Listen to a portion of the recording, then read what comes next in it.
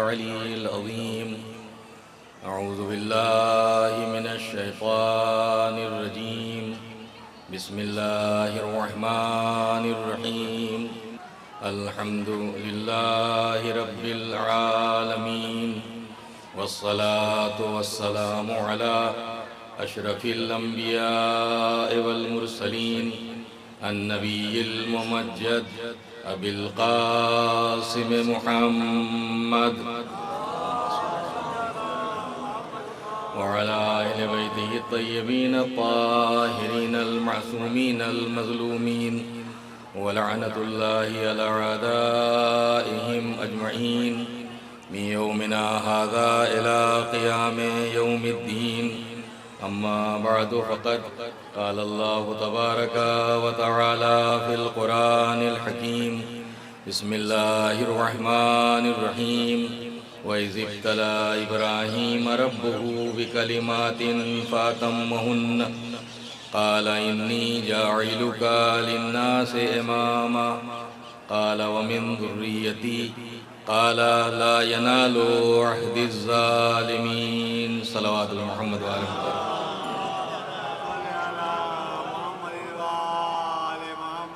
ارشاد پروردگار ہو رہا ہے، یاد کرو اس وقت کو جب ابراہیم کے پروردگار نے کچھ باتوں کے ذریعے ان کا امتحان لیا، اور اللہ کی طرف سے ہونے والی اس آزمائش اور اس امتحان میں ابراہیم پورے کھرے اترے.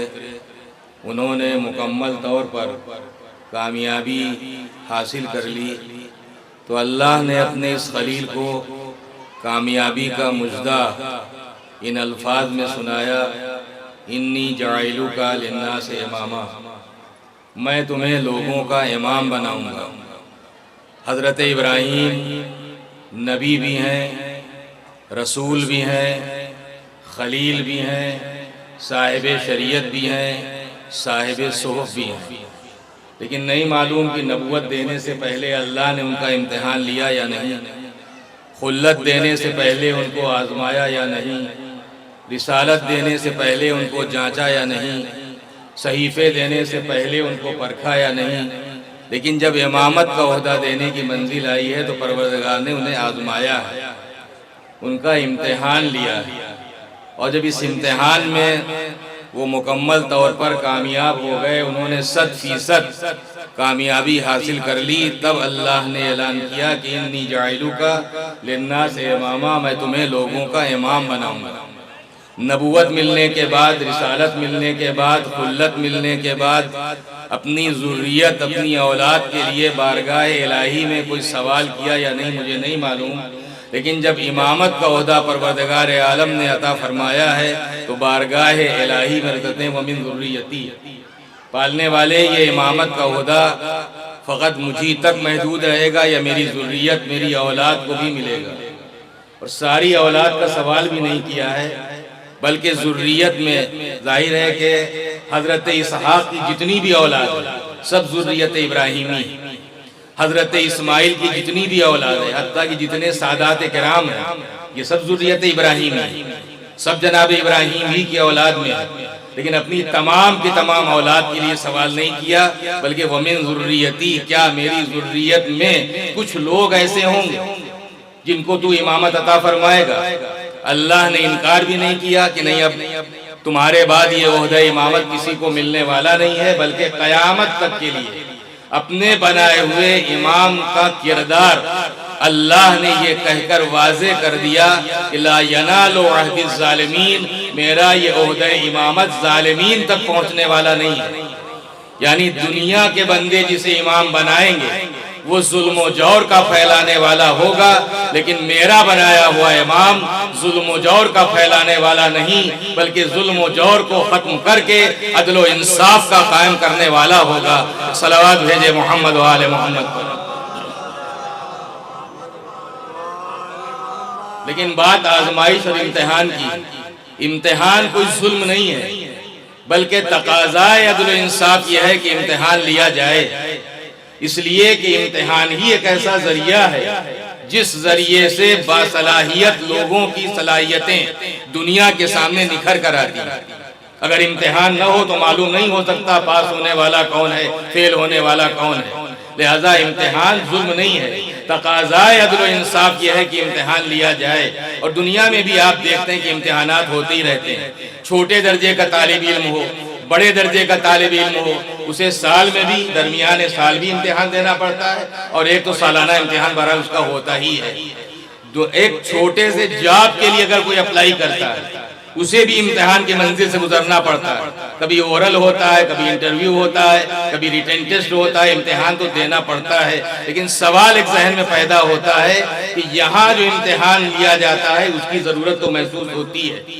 کیوں؟ اس لیے کہ جو ایگزامنر ہے، جو امتحان لینے والا ہے، وہ عالم الغیب نہیں، اسے نہیں معلوم کہ سامنے بیٹھنے والا شخص کس استعداد کا ہے، کس صلاحیت کا ہے۔ لہذا امتحان لینے کی ضرورت پیش آتی ہے، لیکن اس معبود حقیقی کو امتحان لینے کی کیا ضرورت پیش آئی جو ہمارے دلوں میں چھپی ہوئی نیت کو بھی جانتا ہے۔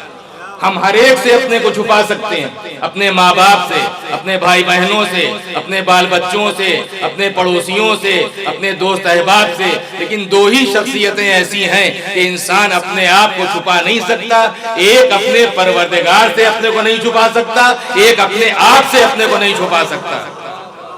دو ہی شخصیتیں انسان چھپا نہیں سکتا۔ مالک تو ہے ہی عالم الغیب، لیکن ہم بھی اپنے کو آپ چھپا نہیں سکتے۔ اگر میں جھوٹ بول رہا ہوں اور آپ سمجھ رہے ہیں کہ مولوی صاحب ہیں، کاہے کے لیے جھوٹ بولیں گے، تو آپ مجھے مولوی صاحب سمجھ کے سچا سمجھ رہے ہیں، لیکن میرے ضمیر کے اندر کی آواز ہے تم جھوٹے ہو۔ تو انسان اپنے آپ کو چھپا نہیں سکتا۔ تو امتحان عدل ہے، تقاضائے عدل و انصاف ہے، ظلم نہیں ہے۔ لیکن ایک مماثلت ہے، ایک فرق ہے۔ دنیا میں بھی ہر کس و ناقص کا امتحان نہیں ہوتا۔ ایسا نہیں کہ حکومت کی طرف جو تاریخ معین کی گئی ہے اس پر ہر سڑک پر ہاتھ چلتے پھرتے انسان کا پکڑ کر امتحان گاہ میں داخل نہیں کیا جائے آج امتحان ہونا۔ یہاں بھی امتحان کا حق اسی کو حاصل ہوتا ہے جو سال بھر ضابطے کی پابندی کرنے والا ہو، کم سے کم اٹینڈنس شارٹ نہ ہو، ایگزامینیشن فیس داخل کی ہو، ایگزامینیشن فارم بھرا ہو، تب اس بات کا حقدار قرار پاتا ہے کوئی امتحان دے۔ لہذا یہاں اگر ہر ایک کا امتحان نہیں ہوتا، ایک ضابطے کے تحت امتحان ہوتا ہے، تو اللہ بھی ہر کس و ناقص کا امتحان نہیں لیتا، کبھی کسی کافر کا امتحان نہیں لیتا، کسی مشرک کا امتحان نہیں لیتا، کسی منافق کا امتحان نہیں لیتا۔ وہ بھی جب امتحان لیتا ہے تو صاحبان ایمان کا امتحان لیتا ہے، صاحبان تقوی کا امتحان لیتا ہے۔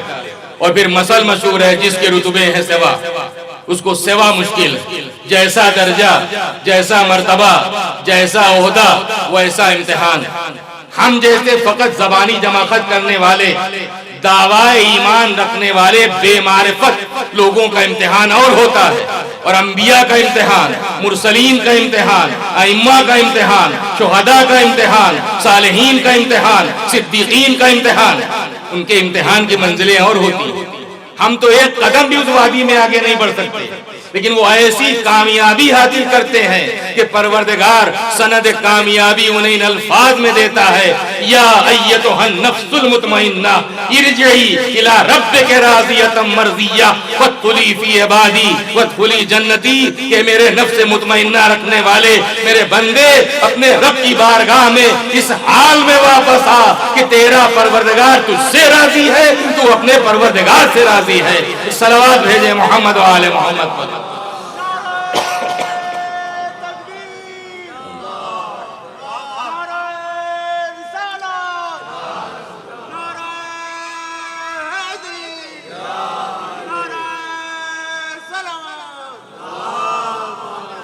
تو یہاں بھی ہر ایک کا امتحان نہیں ہوتا، اللہ بھی ہر کس و ناقص کا امتحان نہیں لیتا۔ تو یہ تو ایک مماثلت اور ایک فرق ہے۔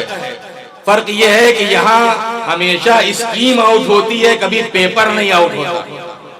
اللہ کا یہ رحم، کرم، لطف، عنایت، مہربانی ہے کہ اس نے اسکیم نہیں آؤٹ کی، پیپر ہی آؤٹ کر دیا۔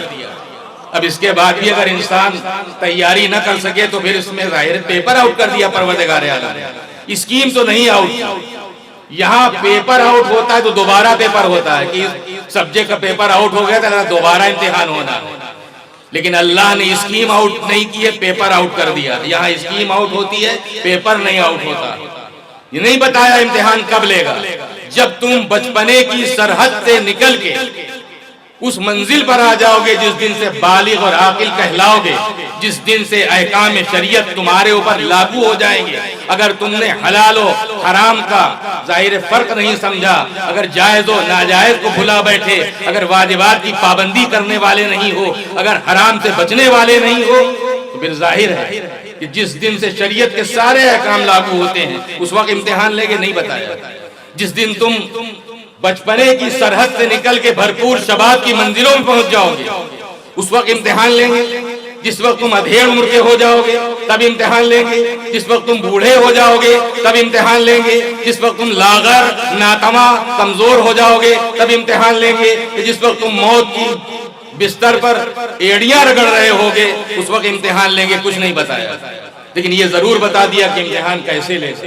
میں نے کہا یہ اس کا لطف ہے، یہ اس کا کرم ہے، یہ اس کا احسان ہے، اور وہ پروردگار تو اپنے گنہگار سے گنہگار بندے پر بھی اس قدر کرم کرنے والا، اتنا احسان کرنے والا، اتنا رحم کرنے والا ہے۔ اگر اسے رحم کرنا منظور نہ ہوتا، کرم کرنا منظور نہ ہوتا، لطف منظور نہ ہوتا، عنایت منظور نہ ہوتی، مہربانی منظور نہ ہوتی تو دروازے توبہ کیوں کھولا ہوتا؟ اس نے دروازے توبہ کھولا ہے۔ اس نے اپنے پیغمبر کے ذریعے گناہگار سے گنہگار بندے کو اپنی رحمت سے مایوسی سے منع کیا ہے کہ خبردار اللہ کی رحمت سے مایوس نہ ہو جانا۔ اس نے پیغمبر کے ذریعے اپنے گنہگار بندوں کو مایوسی سے بچایا ہے، یہ کہہ کر قل یا عبادی الذین اسرفوا علی انفسہم لا تقنطوا من رحمت اللہ ان اللہ یغفر الذنوب جميعا انہ هو الغفور الرحیم۔ میرے پیغمبر میرے ان گنہگار بندوں سے جنہوں نے گناہ کر کے اپنے آپ پر زیادتی کی ہے، ان سے کہہ دیجئے میری رحمت سے مایوس نہ ہو۔ لا تقنطوا من رحمت اللہ، یہ اللہ کی رحمت سے مایوس نہ ہو۔ ان اللہ یغفر الذنوب جميعا، بے شک اللہ ان کے تمام گناہوں کو بخشنے والا۔ کیوں؟ انہ هو الغفور الرحیم، وہ بخشنے والا بھی ہے اور رحم کرنے والا بھی ہے۔ وہ بخشنے والا بھی ہے اور رحم کرنے والا بھی ہے۔ کس قدر رحم کرنے والا ہے؟ حضرت موسیٰ کے زمانے میں جس وقت قارون نے سرکشی کی ہے اور جناب موسیٰ کی بد دعا کے ساتھ عذاب پروردگار قارون پر آیا اور وہ اپنے خزانوں کے ساتھ زمین میں دھسنے لگا، تو ہر بار جناب موسیٰ کو آواز دے رہا تھا موسیٰ مجھے بچا لو، موسیٰ مجھے بچا لو، اور جناب موسیٰ زمین کو حکم دیتے جا رہے تھے اور نگل لے اور نگل لے۔ جس وقت اپنے تمام خزانوں کے ساتھ مکمل طور پر زمین میں دھس گیا، دوسرے یا تیسرے دن کوہ طور پہ مناجات کے لیے حضرت موسیٰ تشریف لے گئے۔ بارگاہ الہی میں مناجات کی کوئی جواب ہی نہیں آیا۔ دوسری بار پھر مناجات کی کوئی جواب نہیں۔ تیسری بار گڑ گڑائے، زاری کی، التجا کی، پالنے والے تیرا یہ بندہ تیری بارگاہ میں مناجات کر رہا ہے، تجھے پکار رہا ہے، کون سی ایسی غلطی اور خطا ہوئی ہے میں تجھے بار بار پکارتا ہوں لیکن تیری جانب سے کوئی جواب نہیں آتا۔ ارشاد پروردگار ہوا موسیٰ، موسیٰ وہ تمہیں پکارتا رہا لیکن تم نے اس کی آواز نہیں سنی، انسنی کر دی۔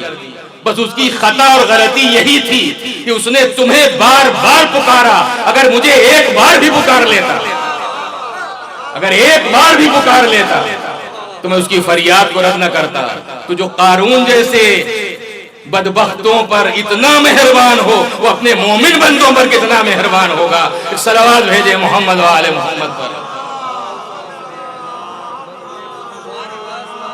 ظاہر میں نے کہا کہ اگر اسے بخشنا منظور نہ ہوتا تو اس نے دروازے توبہ کیوں کھولا ہوتا؟ اس نے کیوں صاحبان ایمان کو حکم دیا ہوتا یا ایھا الذین آمنوا توبوا الی اللہ توبۃ نصوحا، اے ایمان لانے والو توبہ کرو اور صدق دل سے توبہ کرو۔ لیکن آپ یاد رکھیں توبہ گالوں کے پیٹنے کا نام نہیں ہے، توبہ کانوں کے اینٹھنے کا نام نہیں ہے، توبہ لفظ توبہ کے بار بار زبان سے دہرانے کا نام نہیں ہے، توبہ نام ہے واپسی کا۔ انسان گناہ کر کے جس راستے سے ہٹتا ہے یہ توبہ اسی مقام پر انسان کو لا کر کھڑا کر دیتی ہے۔ توبہ نام ہے شرمندگی کا، اور میں اپنی طرف سے نہیں کہہ رہا ہوں۔ 15 مناجاتیں ہیں امام زین العابدین علیہ السلام، اور اور یہ ساری مناجاتیں آپ کو مفاتیح الجنان میں مل جائیں گی. شیخ عباد قمی علیہ الرحمہ نے مناجاتوں کو درج کیا ہے اپنی کتاب مفاتیح الجنان، جو دعاؤں کی ہمارے اس وقت مقبول ترین کتابوں میں ایک کتاب ہے، ایک مجموعہ ہے. اس میں ایک مناجات ہے، مناجات تائبین، توبہ کرنے والوں کی مناجات. اس مناجات میں بارگاہ الہی میں یہ عرض کیا جا رہا ہے کہ پروردگار اگر تو نے ندامت اور شرمندگی کا نام توبہ رکھا ہے تو تیری عزت کی قسم میں اپنے کیے پر نادم. میں جب اپنے گناہوں کو یاد کرتا ہوں تو میرا دل گھبرانے لگتا ہے، میں شرمندہ ہونے لگتا ہوں کہ یہ چہرہ تیری بارگاہ میں کیا لے کر آؤں گا، کس طرح دکھاؤں گا جس دن تیری بارگاہ میں حاضری ہوگی. لہذا میں ندامت نادم ہوں، میں شرمندہ ہوں اپنے گناہوں پر. تو شرمندگی کا نام توبہ ہے، ندامت کا نام توبہ ہے. اور یاد رکھیں میں نے کہا کہ اس سے بڑھ کر کوئی لطف کرنے والا، کرم کرنے والا، احسان کرنے والا، فضل کرنے والا ہو ہی نہیں سکتا. وہ مالک ہے. ارے محبت کا جب ایک دوست وہ ماں کو دے دیتا ہے اپنی محبت کا ایک حصہ، تو جب ماں اتنی مہربان ہو جاتی ہے تو وہ پروردگار کتنا مہربان ہوگا جو ماں کو محبت عطا کرنے والا ہے. یہ ماں کے دل میں جو بیٹوں کے لیے، اولاد کے لیے محبت پیدا ہوتی کہاں سے آتی ہے؟ وہی پروردگار تو ودیعت کرنے والا ہے، وہی پروردگار تو دینے والا ہے. تو جب ماں اتنی مہربان ہے تو وہ مالک کتنا مہربان ہوگا. وہ تو اس قدر مہربان ہے. انہوں نے کہا ندامت اور شرمندگی کا نام توبہ رکھا ہے. اگر اس کی بارگاہ میں حاضر ہو کے انہوں نے کہا کہ لطف کرم احسان اس کا دیکھیے. دنیا میں چھوٹی عدالت کا مجرم ہو یا بڑی عدالت، پہلے ملزم کہلاتا ہے پھر مجرم کہلاتا ہے. جب تک الزام ثابت نہیں ہے وہ ملزم، اور جب الزام ثابت ہو گیا تو وہ مجرم ہے. جب جرم ثابت ہو جائے تو وہ ملزم نہیں کہلاتا، اب وہ مجرم کہلاتا ہے. جب تک الزام رہتا ہے تو ملزم ہے، جرم ثابت ہو گیا تو ملزم نہیں ہے، مجرم ہے.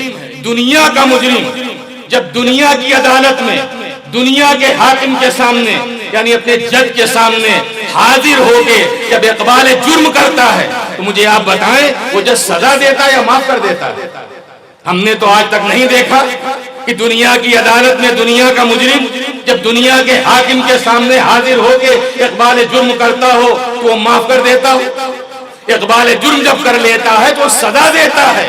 یہ دنیا کے حاکم ہیں، دنیا کا مجرم دنیا کے حاکم کے سامنے جب حاضر ہو کے اقبال جرم کرتا ہے تو دنیا کا حاکم سزا دیتا ہے. کیا کہنا اس حاکم حقیقی کا، اس کا مجرم جب اس کی بارگاہ میں حاضر ہو کے اقبال جرم کرتا ہے تو مالک معاف کر دیتا ہے. صلوات بھیجے محمد و آل محمد.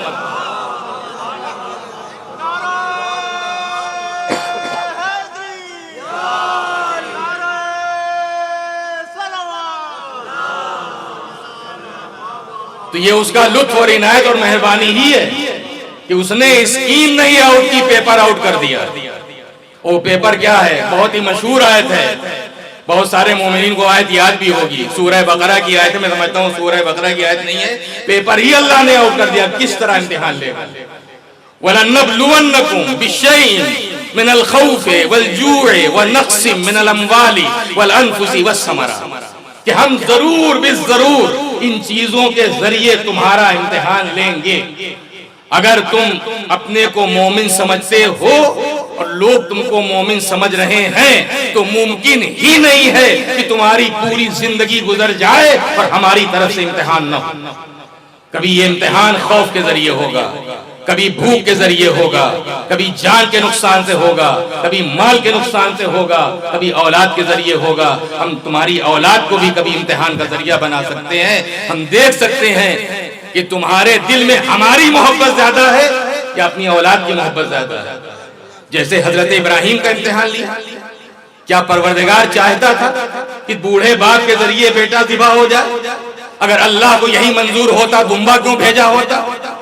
امتحان ہی تو تھا. قرآن مجید کی لفظ وَتَلَّهُ لِلْجَبِينِ، جس وقت ابراہیم نے اسماعیل کو پیشانی کے بل لٹا دیا اور گلے پر چھری رکھ دی.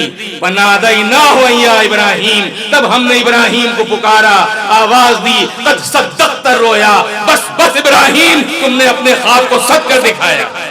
إِنَّ كَذَلِكَ نَجْزِي الْمُحْسِنِينَ، ہم نیکیاں کرنے والوں کو یوں ہی بدلہ دیا کرتے ہیں. یہ تو تمہاری کھلی ہوئی آزمائش تھی، یہ تمہارا کھلا ہوا امتحان تھا۔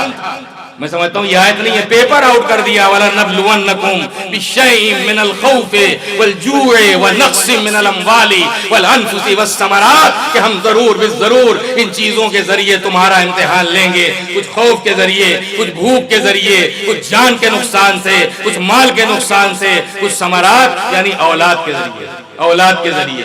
تو اس نے اب ظاہر ہے کہ قرآن یہ سارا دین ہی جو دین ہے، یہ دین اور اس دین کا جو آئین ہے قرآن، یہ قرآن پاگلوں کے لیے نہیں آیا، جاہلوں کے لیے نہیں آیا، احمقوں کے لیے نہیں آیا، بے وقوفوں کے لیے نہیں آیا، ناسمجھ لوگوں کے لیے نہیں آیا ہے۔ یہ قرآن آیا ہے صاحبان عقل و شعور کے لیے، یہ قرآن آیا ہے صاحبان عقل و شعور کے لیے، یہ قرآن صاحبان معرفت کے لیے آیا ہے، یہ قرآن آیا ہے عقل انسانی کے دریچوں کو کھولنے کے لیے، یہ قرآن آیا ہے فکر انسانی کو بلندی عطا کرنے کے لیے، یہ قرآن آیا ہے شعور انسانی کو پختگی عطا کرنے کے لیے۔ اسی لیے بسم اللہ کی بے سے لے کر والناس کی سین تک آپ دیکھ جائیں، کہیں مطالبہ قرآنی یہ نہیں ہے کہ تم قرآن کو حفظ کیوں نہیں کرتے، قرآن کو رٹتے کیوں نہیں ہو، قرآن کو یاد کیوں نہیں کرتے ہو۔ حفظ قرآن کا ہم مذاق نہیں اڑا سکتے، حفظ قرآن بہرحال ایک حیثیت ہے۔ آپ کے یہاں بھی پورے چیپٹر موجود ہیں معصومین کی احادیث کے، ابھی یاد رکھیں، لہذا کبھی حفظ قرآن کا مذاق نہ اڑائیے گا۔ حفظ قرآن ایک حیثیت تو ہے، لیکن بات اپنی جگہ پر ہے کہ اللہ نے قرآن کو فقط اس لیے نہیں نازل کیا کہ انسان طوطا بن کر رہ جائے، اسی لیے پروردگار قرآنی آیات کو رٹنے کا حکم نہیں دیتا، سمجھنے کا حکم دیتا ہے، غور و فکر کا حکم دیتا ہے۔ افلا یتدبرون القرآن، تم قرآن میں تدبر کیوں نہیں کرتے، تم قرآن میں فکر کیوں نہیں کرتے، سوچتے کیوں نہیں، سمجھتے کیوں نہیں۔ اور آپ یاد رکھیں کہ 1 سال کی بے معرفت عبادت ایک طرف، 1 سال کی بے معرفت عبادت ایک طرف، اور 1 گھنٹے کی صالح فکر ایک طرف۔ وہ فکر جو انسان کو اس کے مالک کے قریب کر دے، وہ فکر جو معرفت رسول کا ذریعہ بن جائے، وہ فکر جو معرفت دین کا ذریعہ بن جائے، جو معرفت قرآن کا ذریعہ بن جائے، جو معرفت امام کا ذریعہ بن جائے۔ ایسی 1 سال کی بے معرفت عبادت ایک طرف اور 1 گھنٹے کی صالح فکر ایک طرف۔ لیکن جب معرفت کی بات آتی ہے تو معرفت کبھی جہالت کے نتیجے میں پیدا نہیں ہوتی، معرفت کبھی جہالت کے نتیجے میں پیدا نہیں ہوتی، معرفت ہمیشہ علم کے نتیجے میں آتی ہے، معرفت ہمیشہ علم کے نتیجے میں آتی ہے۔ جیسا علم ہوگا ویسی معرفت ہوگی، اور جتنا علم ہوگا اتنی معرفت ہوگی، جتنی معرفت۔ تو جاہل کبھی صاحب معرفت نہیں ہوتا، آپ کے پاس جو معرفت ہے وہ آپ کے علم کے مطابق ہے، جو آپ نے جتنی جانکاری حاصل کی ہے، جتنی معلومات حاصل کی ہے، جتنا علم حاصل کیا ہے۔ اور اب صاحبان علم تشریف فرما ہے کہ تقسیم ہم نے کر دی، مذہب نے کوئی تقسیم نہیں کی کہ مدرسوں میں جو پڑھایا جا رہا ہے وہ علم دین ہے، اور کالجوں میں اور اسکولوں میں اور یونیورسٹیز میں جو پڑھایا جا رہا ہے وہ علم دنیا ہے۔ ایسی مذہب نے کوئی تقسیم نہیں کی ہے، یہ تقسیم ہم نے کی ہے۔ اور میں سمجھتا ہوں جو میں سمجھاؤں وہی بتا سکتا ہوں، صرف نیت کا فرق ہے کہ آپ کس نیت سے یہ حاصل کر رہے ہیں اور کس نیت سے وہ حاصل کر رہے ہیں۔ اگر مدرسوں میں پڑھایا جانے والا، دیا جانے والا علم اگر حب دنیا کے لیے حاصل کیا جا رہا ہے تو یہ علم دین نہیں ہے، یہی علم دنیا ہے۔ اور اگر کالجوں اسکولوں میں جو آپ جا رہے ہیں، اگر قربتاً اللہ اپنے سماج کی، مخلوق خدا کی خدمت کے لیے اگر آپ پڑھ رہے ہیں، میں پڑھ کر یہ بن جاؤں مخلوق خدا کی خدمت کروں گا، سوسائٹی خدمت کروں گا، اللہ کی مخلوق کی خدمت کروں گا، تو ہر اٹھتا ہوا قدم فی سبیل اللہ، ہر اٹھتا ہوا قدم فی سبیل اللہ۔ بات نیت کی ہے کہ آپ کس نیت سے یہ حاصل کر رہے ہیں اور کس نیت سے وہ حاصل کر رہے ہیں۔ ایک صلوات بھیجے محمد و آل محمد، ایک مرتبہ صلوات بھیجے محمد و آل محمد۔ ظاہر ہے میں نے کہا کہ معرفت علم کی بنیاد پر ہے، جتنا علم ہوگا اور جیسا علم اسی معرفت ہوگی۔ اب ذہن میں سوال پیدا ہو سکتا ہے کہ اگر معرفت علم کے نتیجے میں آتی ہے تو دنیا کے سارے پڑھے لکھے لوگوں کو صاحب معرفت ہونا چاہیے، وہ کسی بھی لائن کے ہوں، پڑھے لکھے تو ہیں، ایجوکیٹڈ تو ہیں، انٹلیکچوئلس ہیں، ذہین، فہیم، سمجھدار، ہوشیار، اتنے ذہین، اتنے سمجھدار، اتنے ہوشیار، اتنے انٹلیکچوئلس، اتنے ایجوکیٹڈ سائنٹسٹ، یہ وہ کہ اگر ایک تھیوری اور ایک فارمولا دے دیتے ہیں تو ہمارے جیسے زندگی لگا دیتے ہیں، لیکن اس تھیوری اور فارمولا سمجھ نہیں پاتے، اتنے ذہین لوگ ہیں۔ لیکن جب یہ اتنے سمجھدار ہیں، اتنا علم رکھتے ہیں، تو ان کی سوچ منفی کیوں ہے، مثبت کیوں نہیں؟ ان کے ذریعے دنیا کی بربادی کے سامان کیوں ہوتے ہیں، دنیا کی آبادی کے سامان کیوں نہیں ہوتے؟ یہ میزائل بنا دے اتنے لوگ تباہ ہو جائیں گے، یہ بم بنا دو اتنی بستیاں ویران ہو جائیں گی، تو ان کی سوچ یہ منفی کیوں ہے، مثبت کیوں نہیں ہے؟ اپنے علم کو یہ مثبت کیوں نہیں صرف کرتے، یہ منفی کیوں خرچ کرتے ہیں؟ یہ دنیا کی بربادی کے سامان کیوں کرتے ہیں؟ یہ دنیا کی آبادی کے سامان کیوں نہیں کرتے؟ اس کی وجہ صرف ایک ہے کہ علم ہے مگر طہارت نفس نہیں ہے، علم ہے مگر طہارت نفس نہیں ہے۔ اگر نفس میں گندگی، پلیدگی، رجس، کثافت موجود ہے تو اس رجس و کثافت و گندگی و پلیدگی کی موجودگی میں علم کو ٹھونسا جا سکتا ہے، سجایا نہیں جا سکتا۔ اس سے ذریعہ بنا کے چاہے وہ دین کے نام پر حاصل کیا جائے چاہے دنیا کے نام پہ چند ٹکے تو حاصل کیے جا سکتے ہیں، مگر کبھی نہ خود اپنے کو بدلا جا سکتا۔ جو اپنے ہی کو نہ بدل سکے وہ اپنے سماج کو کیا بدلے گا؟ صلوات بھیجیں محمد و آل محمد۔ نفس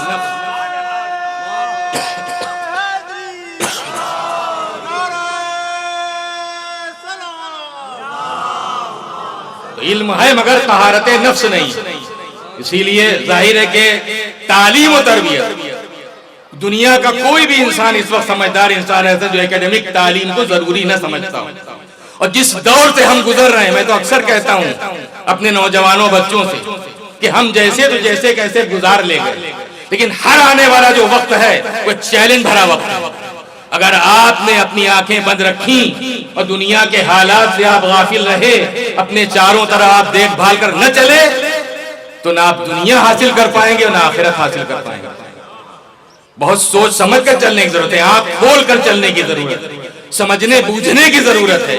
بہت پرآشوب دور سے ہم گزر رہے ہیں، اور میں تو سمجھتا ہوں کہ اب آنے والا دن وہ مشکلوں سے بھرا ہوا دن ہوگا، آسانیوں والا دن جلدی آنے والا نہیں ہے۔ دعا کریں کہ زمانے کے امام کا ظہور ہو اور ظلم و جور کا خاتمہ ہو، عدل و انصاف کا پرچم لہرانے لگے۔ صلوات بھیج دیں محمد و آل محمد۔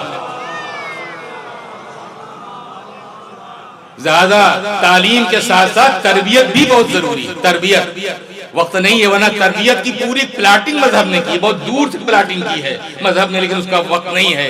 لیکن بس ایک مثال دے کے اور اپنی بات کو آگے بڑھانا چاہتا ہوں کہ تربیت کس قدر ضروری ہے۔ اگر مثال کے طور پر یہاں کچھ کتابیں موجود ہوں اور کوئی الماری ہو، آپ کہیں ذرا ان الماری میں کتابوں کو سجا دو، تو کتابوں کو الماری میں سجایا کب جا سکتا ہے؟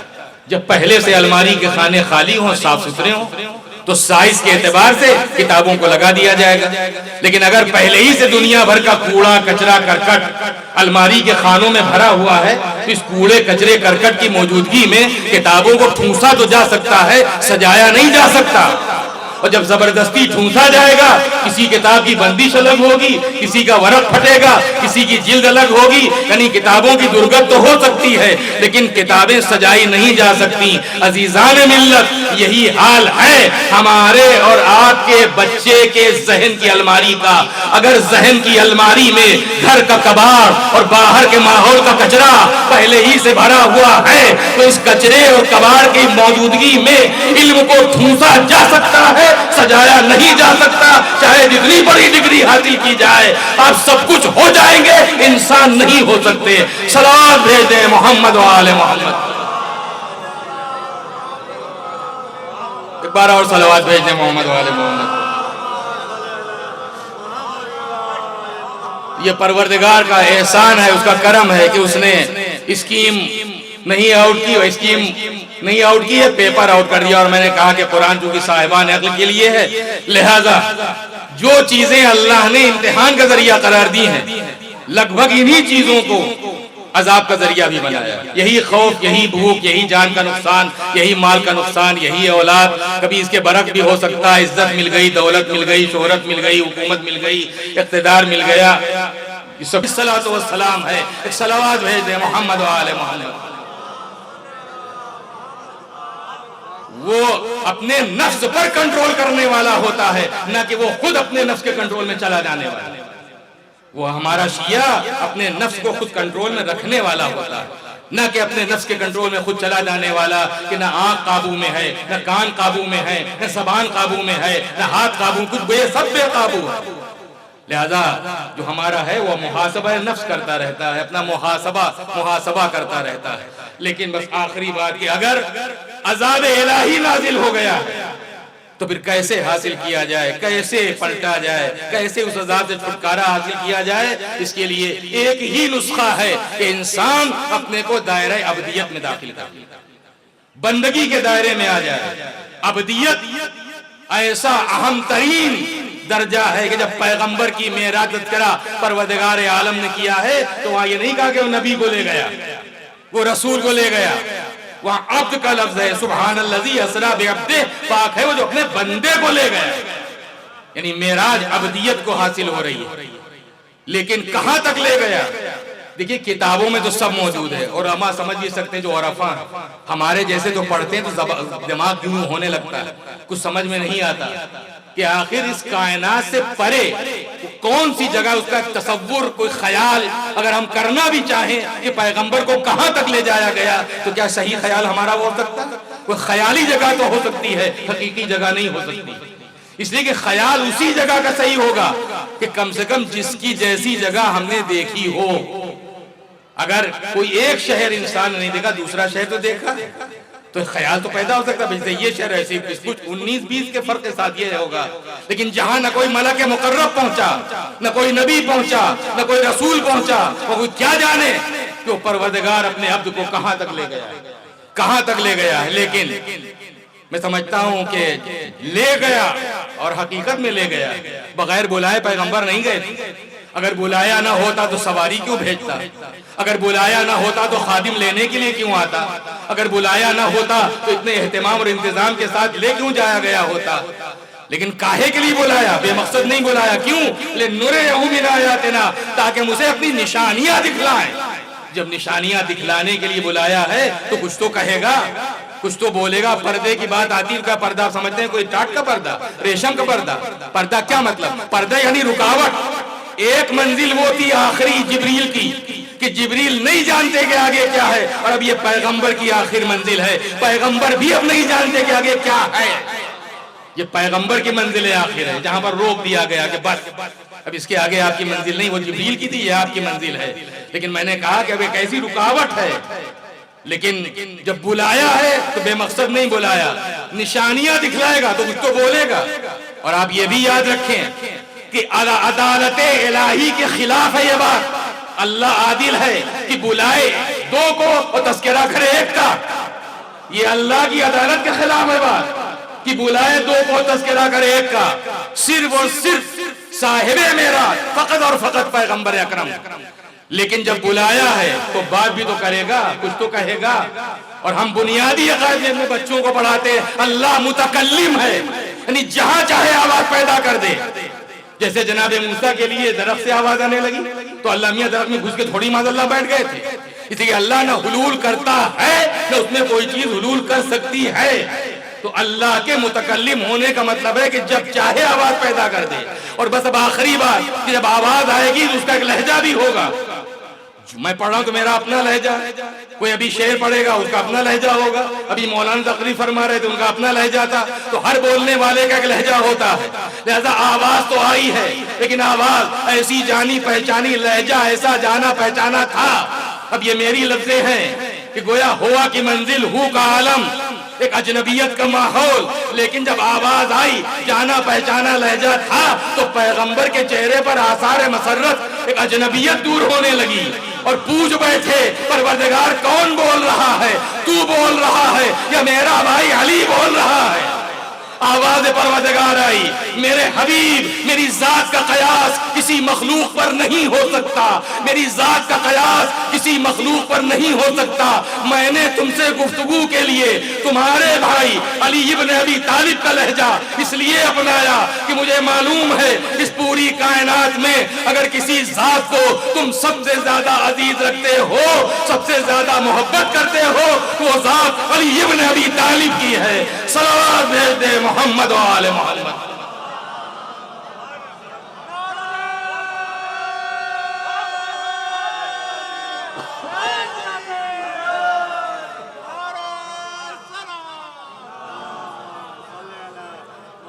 بہرحال کیونکہ وقت ختم ہو رہا ہے، یہ نانا کی معراج، لیکن یہ گھرانہ محمد و آل محمد علیہ السلام کا وہ گھرانہ کہ جہاں ظاہر ہے کہ یہ معراج ایک مخصوص معراج، لیکن یہاں کردار کی معراج ہر ایک کو حاصل، کردار کے اعتبار سے، عادات و اطوار کے اعتبار سے، عقائد کے اعتبار سے، اعمال کے اعتبار سے، یہاں ہر ایک صاحب معراج، سب کا کردار معراج کی منزلوں تک پہنچا ہوا۔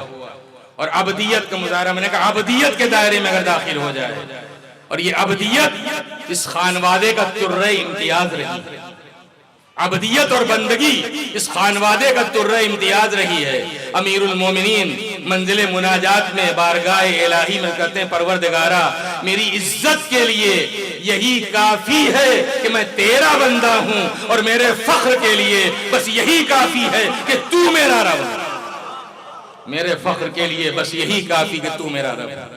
یہ عبدیت، یہ بندگی میں نے کہا پورے خانوادے کا ترہ امتیاز رہی ہے، اور خاص طور پر اس عبدیت کا مظاہرہ کربلا میں نظر آتا ہے کہ جہاں سب قربان ہو گئے اور بکھرے ہوئے لاشوں کے درمیان میرا مظلوم امام اپنے 6 ماہ کے بچے کی میت اپنے ہاتھوں پر رکھے ہوئے کبھی خیمے کی طرف آگے بڑھ رہا ہے، کبھی پیچھے ہٹ رہا ہے، عبدیت کا مظاہرہ ہو رہا ہے، سب قربان۔ انا للہ و انا الیہ راجعون، ہم اللہ کے لیے ہیں اور اسی کی بارگاہ میں پلٹ کر جانے والے ہیں۔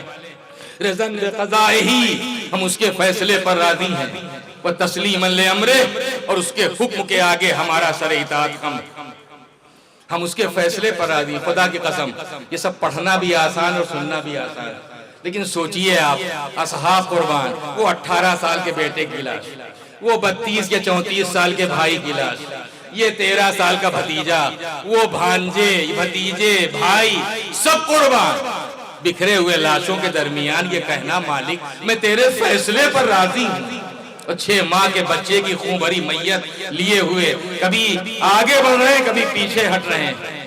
اور ایک مرتبہ در خیمہ پر آ کر آواز دی رباب، لیکن جناب رباب سے پہلے جناب سکینہ آ گئی اور پوچھتی ہیں بابا کیا اصغر کو پانی پلا لائے؟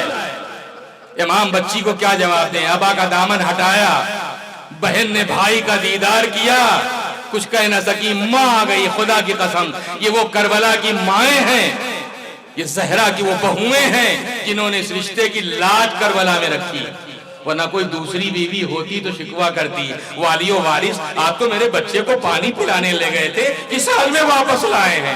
مگر والی و وارث کے چہرے کو دیکھا، اس کرب اور درد کو محسوس کر لیا، لہذا کوئی شکوہ نہیں کیا، بچے کی لاش دیکھ کر اپنی بے کسی کا ایک مرثیہ پڑھ دیا، میرے لال مجھے خبر نہیں تھی کہ تیری عمر کے بچے بھی نہر کر دیے جاتے ہیں۔ عزیزوں مجلس تمام ہو رہی ہے، 2 طرح کی قربانیاں ہیں، جتنے چھوٹے جانور ہیں سب ذبح کیے جاتے ہیں، اونٹ بڑا جانور ہے لہذا نہر کیا جاتا ہے، یہاں زہرا کی آل کی قربانیاں ارے جتنے بڑے تھے وہ سب ذبح کیے گئے، جو سب سے چھوٹا تھا وہی نہر کر دیا گیا، اسی لیے ماں فریاد کر رہی تھی میرے لال مجھے خبر نہیں تھی کہ تیری عمر کے بچے بھی نہر کر دیے۔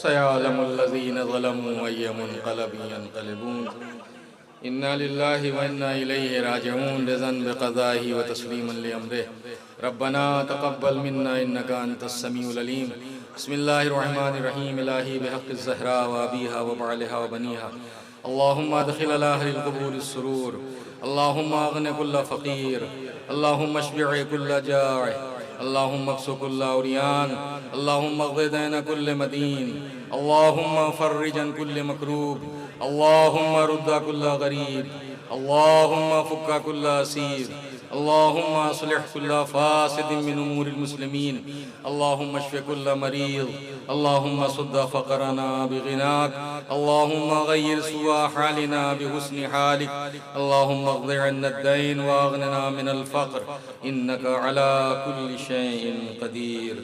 گزارش ایک بار پھر سورہ حمد اور 3 بار سورہ توحید فرما کر جس امام زادے کی بارگاہ میں آپ نذرانہ عقیدت پیش کرنے کے لیے حاضر ہوئے ہیں، ان کی روح کو شاد فرما دیں۔